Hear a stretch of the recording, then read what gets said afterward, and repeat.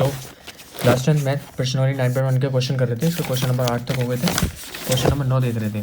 तो इससे पहले के सारे क्वेश्चन हो गए हैं और ट्रिग्नोमेट्री से रिलेटेड सारे क्वेश्चन करा दिए हैं और उससे रिलेटेड अनसोल्व भी सॉल्व हो चुके हैं। अगर नहीं देखा है तो देख लेना जाके, ठीक है। तो क्वेश्चन नंबर 9 के कह रहा है कि एक मीनार के पाद बिंदु से एक भवन के शिखर का उन्नयन कोण 30 डिग्री है और भवन के पाद बिंदु से मीनार के शिखर का उन्नयन कोण 60 डिग्री है।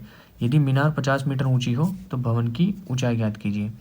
क्या बोला है कि एक मीनार है कोई और उसके पाद बिंदु से एक भवन के शिखर का उन्नयन कोण कितना है, 30 डिग्री है, और भवन के पाद बिंदु से मीनार के शिखर का उन्नयन कोण कितना है, 60 डिग्री है। तो इससे ये साबित हो रहा है कि जो भवन है वो क्या है, छोटा है, और मीनार जो है वो क्या है, ऊंची है।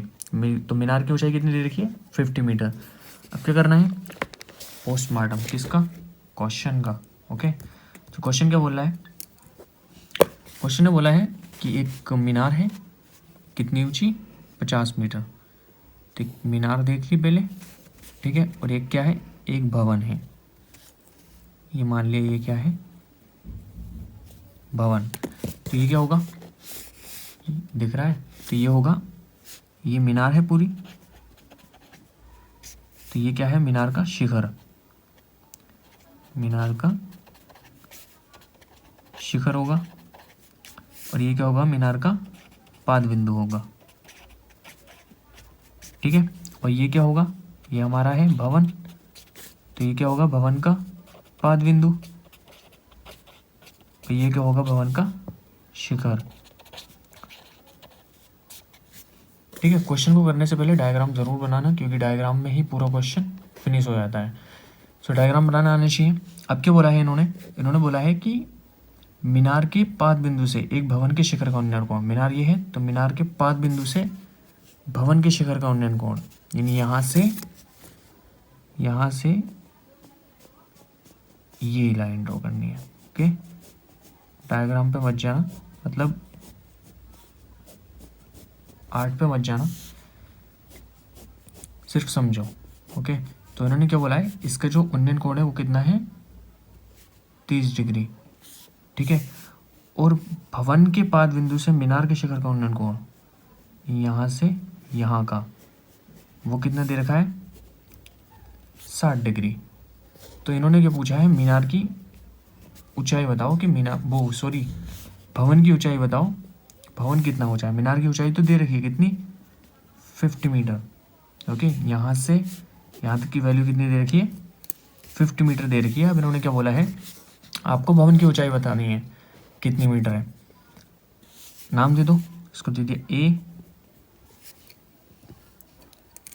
इसको दिया A B C D. Okay, सबसे पहले क्या करते हैं, सबसे पहले हम बी सी निकाल लेंगे।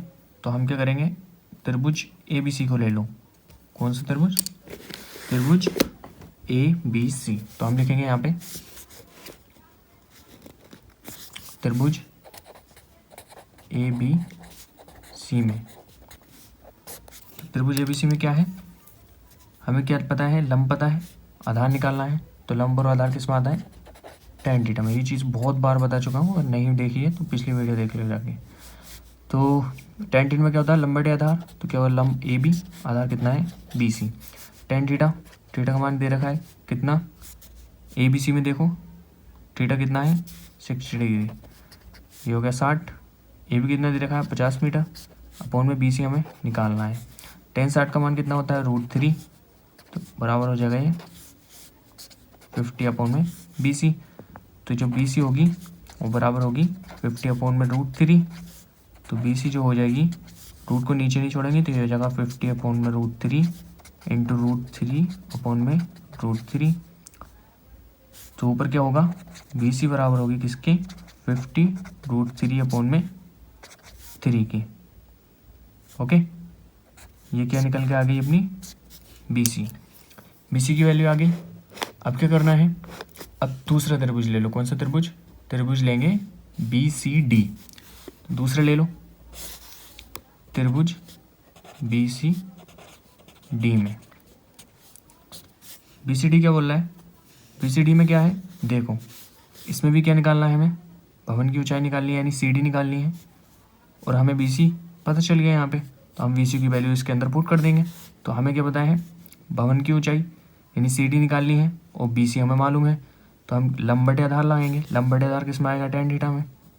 तो tan थीटा बराबर CD अपॉन में BC। ओके, देख लो tan थीटा का मान कितना है, इस वाले त्रिभुज की बात हो रही है, कितना है 30 डिग्री। बराबर में CD निकालनी है और VC की वैल्यू मालूम है, मगर अभी VC ही रहने दो। तो ये क्या tan 30 का जो मान होता है वो कितना होता है, 1 में √3 बराबर CD कितनी है निकालनी है, BC कितनी है वो भी अभी देख लेंगे। ठीक है, तो ये जो होगा क्या होगा, ये हो जाएगा CD बराबर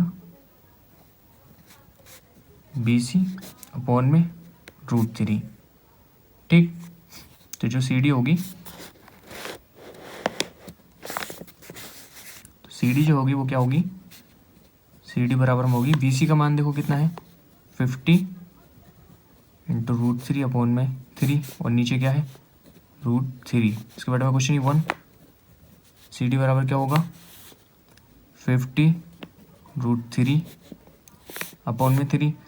अब जब ये इधर को आएगा ऊपर को तो ये क्या होगा, पलट जाएगा, तो ये क्या होगा 1 अपॉन में √3। तो CD क्या होगी बराबर में 50, √3 से √3 कैंसिल होगा तो कितना होगा 50 अपॉन में 3। और अगर हम इसको भाग करेंगे तो ये कितना हो जाएगा, CD बराबर कितना होगा 16 से ही 2/3, 16 दिया 48 और 2 50/3। ओके, CD की जो वैल्यू होगी वो कितनी होगी, 16 से ही 2/3 या 50/3। तो जो भवन की ऊंचाई है वो क्या है CD, तो CD कितनी आ गई हमारी जो CD आ गई वो कितनी आई है 16 से ही 2/3, यानी भवन की जो ऊंचाई है वो कितनी है 16 से ही 2/3 है, यानी जो मीनार है वो ऊंचा है भवन से। तो ये सिंपल सा क्वेश्चन था, सिर्फ क्या करना है क्वेश्चन को समझना है। सबसे पहले क्वेश्चन को समझो, डायग्राम बनाओ, डायग्राम में ही आधा क्वेश्चन सॉल्व हो जाता है। अगर तुम डायग्राम बनाओगे तो उसमें ही आपको दिख जाएगा कि हमने क्या से क्या निकालना है और क्या हमको चाहिए, क्या दे रखा है। सो सिंपल सा क्वेश्चन था। अब देखेंगे अगले क्वेश्चन को, इससे रिलेटेड सारे क्वेश्चन हो चुके हैं, अनसॉल्व भी करा दिए हैं। अगर अनसॉल्व नहीं देखा है तो अनसॉल्व देख लो जाके।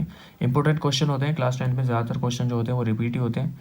सो क्वेश्चन को रेडी कर लो अच्छे से। और क्वेश्चन एक्सरसाइज 8.3 8.4 भी हो चुकी हैं, और उससे रिलेटेड भी सारे MCQs अनसॉल्व के अंदर सारे सेट हो चुके हैं, तो देख लो अगर नहीं देखे हैं तो। ठीक है, और इससे रिलेटेड अगर कोई क्वेश्चन हो तो बेझिझक कमेंट बॉक्स में पूछ लो, और कोई दिक्कत हो कोई परेशानी हो तो पूछ लो। ओके, ठीक है, तब तक के मिलते हैं अगली वीडियो में। Thank you.